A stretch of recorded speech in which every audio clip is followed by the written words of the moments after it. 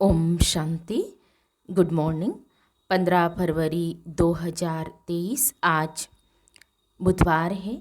आज की मुरली में प्यारे बाबा ने हम बच्चों से कहा है कि बच्चे, तुम्हें योग भट्टी में रहना है क्योंकि तुम्हारे लिए मोस्ट वैल्यूबल है।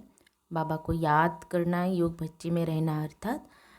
और विशेष बाबा ने ये कहा है कि जो झाड़ का नॉलेज है, वह नॉलेज उन्हीं बच्चों की बुद्धि में बैठेगा कि जो विचार सागर मंथन करते हैं। और विचार सागर मंथन करने का जो विशेष टाइम है वो है अमृत वेले का टाइम, ये बाबा ने कहा है। तो बुद्धि से बस एक बाबा को याद करना है, मुख से शिव बाबा कहने की भी ज़रूरत नहीं है, ये बाबा ने कहा है। अभी हम सुनते हैं प्यारे बाबा के मधुर महावाक्य, ईश्वरीय महावाक्य, मीठी मुरली। आज बाबा कहते हैं, मीठे बच्चे, तुम्हारे लिए योग की भट्टी मोस्ट वैल्यूबल है क्योंकि इस भट्टी से ही तुम्हारे विकर्म भस्म होते हैं। आज की मुरली में प्रश्न है, किन बच्चों की बुद्धि में बीज और झाड़ की नॉलेज स्पष्ट बैठ सकती है? उत्तर है, जो विचार सागर मंथन करते हैं। विचार सागर मंथन के लिए अमृत वेले का टाइम बहुत अच्छा है।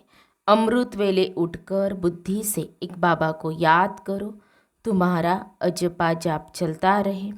सूक्ष्म व स्थूल में शिव बाबा कहने की दरकार नहीं, बुद्धि से याद करना है। ओम शांति। रूहानी बाप बैठकर रूहों को समझाते हैं, अर्थात बच्चों को समझाते हैं। बाप कहते हैं, मुझे भी जिस्म है तब तो बात कर सकता हूँ, तुम भी ऐसे समझो मैं आत्मा हूँ, इस जिस्म द्वारा सुन रहा हो। यह नॉलेज अच्छी रीति धारण करनी है, जैसे बाप के पास धारण की हुई है। आत्मा की बुद्धि में धारणा होती है, तुम्हारी बुद्धि में ऐसी धारणा होनी चाहिए जैसे बाप की बुद्धि में है। बीज और झाड़ की समझानी तो बहुत सहज है। माली को नॉलेज रहता है ना कि फलाना बीज बोने से इतना बड़ा झाड़ निकलेगा। बस बाबा भी ऐसे ही समझाते हैं, यह बुद्धि में धारण करना है। जैसे मेरी बुद्धि में है वैसे तुम्हारी बुद्धि में रहना चाहिए। वह रहेगा तब जब विचार सागर मंथन करेंगे। विचार सागर मंथन करने का समय सवेरे का बहुत अच्छा है। उस समय धंधा आदि कोई नहीं रहता। भक्ति भी मनुष्य सवेरे करते हैं, यहाँ वहाँ जाते रहते हैं, वह बैठकर कोई नाम जपते रहते हैं, वह गीत गाते हैं, आवाज़ करते, कोई तो अंदर ही राम राम रटते हैं। यह भक्ति का अजपा जाप होता है। कोई माला भी फेरते रहते हैं। तुमको शिव शिव कहना नहीं है। जो लोग भक्ति में करते वह ज्ञान में नहीं होना चाहिए। बहुतों को आदत पड़ी हुई है, शिव शिव सिमरन करते होंगे। तुमको शिव शिव न स्थूल में न सूक्ष्म में जपना है। तुम बच्चे जानते हो कि हमारा बाप आया हुआ है, आएगा भी जरूर कोई शरीर में। उनका कोई अपना शरीर तो है नहीं, वह पुनर्जन्म रहित है। पुनर्जन्म मनुष्य सृष्टि में होता है। विष्णु के दो रूप लक्ष्मी नारायण हैं। देव देव महादेव कहते हैं। ब्रह्मा और विष्णु का आपस में कनेक्शन है, शंकर का कोई कनेक्शन नहीं, इसीलिए उनको बड़ा रखते हैं। उनका पुनर्जन्म नहीं, उनको सूक्ष्म शरीर मिलता है। शिव बाबा को सूक्ष्म शरीर भी नहीं है, इसीलिए वह सबसे ऊंचे ते ऊंचे है। वह है बेहद का बाप। बच्चे जानते हैं, बेहद के बाप से हम बेहद सुख का वर्षा लेते हैं। बाप की श्रीमत पर तुमको पूरा चलना है। जो खुद याद करते हैं औरों को याद कराते हैं, वह जैसे बाबा के मददगार हैं। बाप और वर्षे को याद करना है। बच्चों को समझाते रहते हैं, तुम्हारे अब 84 जन्म पूरे हुए हैं, बाकी थोड़ा टाइम है। नाटक में एक्टर समझते हैं अभी बाकी आधा घंटा है, फिर हम घर जाएंगे। टाइम देखते रहते हैं। तुम्हारी तो बेहद की बहुत बड़ी घड़ी है। समझाया है कि अब घर चलना है।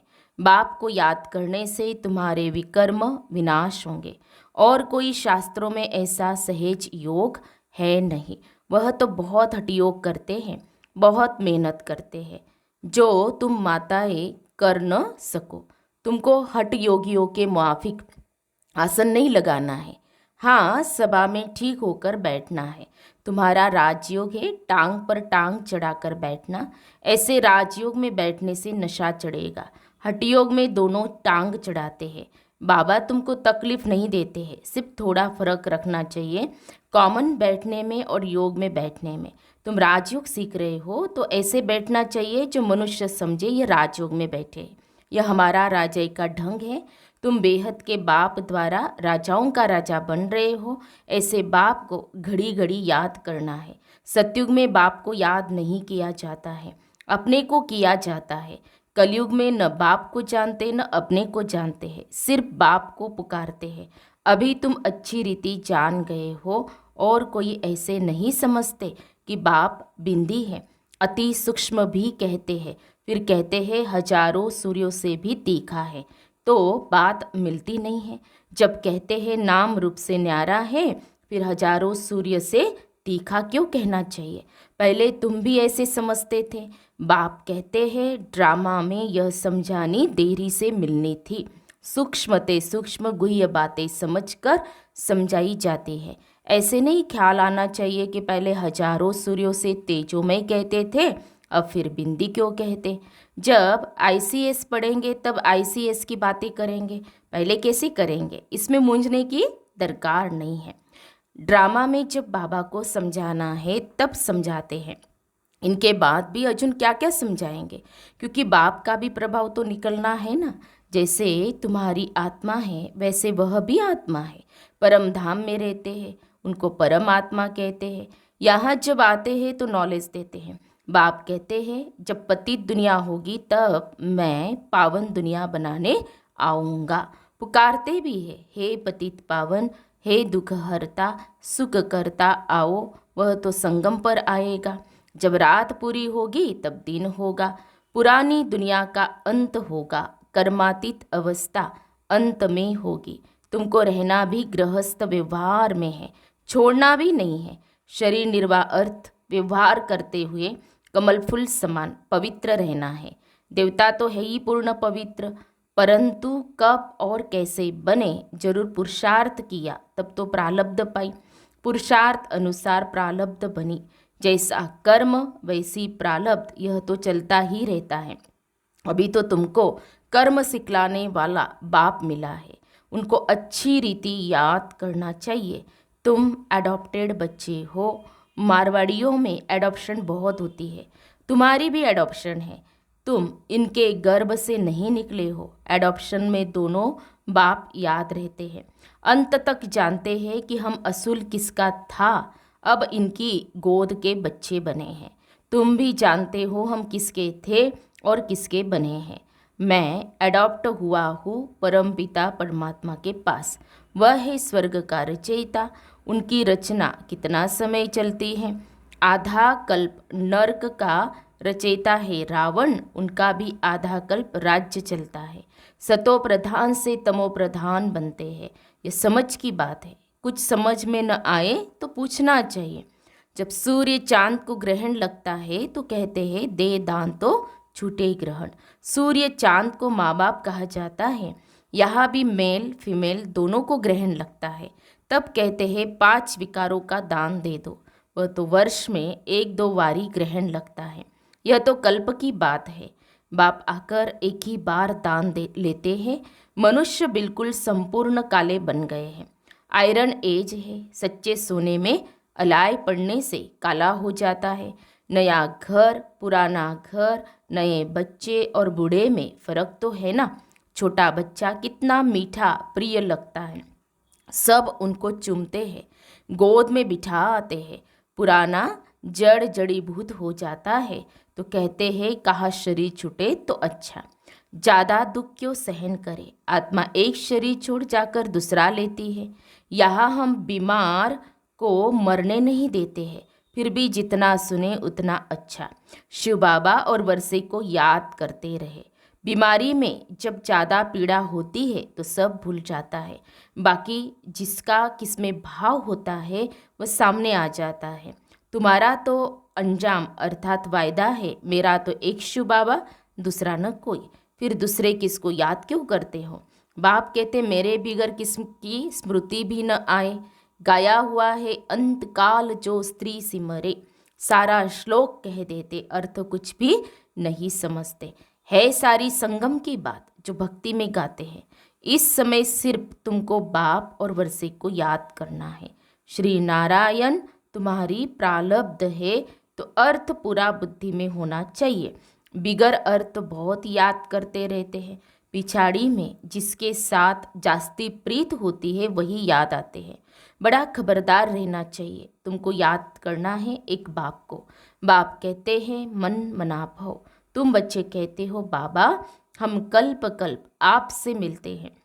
यह ज्ञान आपसे मधुबन में आकर लेते हैं। यह है वशीकरण मंत्र। सतगुरु है तो तुम्हें मंत्र भी ऐसा देता है जो तुम अमर बन जाओ। यह है माया पर जीत पाने का मंत्र। इस पर गाते हैं तुलसीदास चंदन घिसे। यह भी अब की बात है जो बाद में गाई जाती है। तुम बच्चों को राज तिलक मिल रहा है बाप और वर्षे को याद करने से।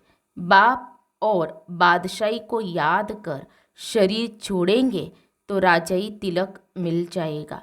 एक को तो नहीं मिलेगा। माला 108 की भी है, 16,108 की भी है।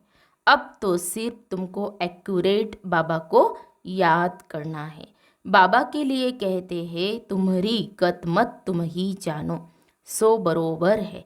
सदगति दाता वह है, वही जाने। आगे तो सिर्फ गाते थे अर्थ रहित, उसको कहा जाता है अनर्थ।